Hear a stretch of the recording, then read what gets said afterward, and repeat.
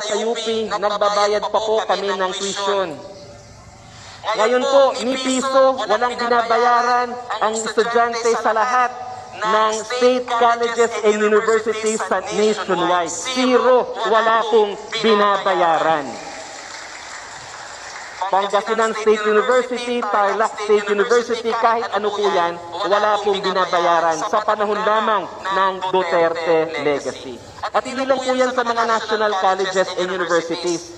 Kasama rin po yan ang mga local colleges and universities so long as they are accredited by that FED.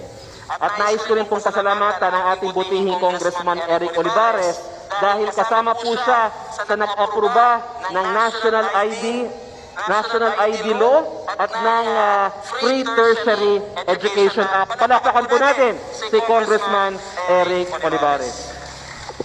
So hindi ko na po ito papahabaan. Kaya po nating makipagdebate kahit kanino. Kahit pagsamasamahin natin yung mga naging accomplishments ng nakaraang administrasyon at yung iba pang administrasyon. Napakarami pong nagawa ng Duterte administration at hindi po yan mawawala at hindi po yan kahit burahin ng kahit anong paninira sa ating pamahalaan. Alam po natin yan at ipaglalaban po natin ang Duterte legacy.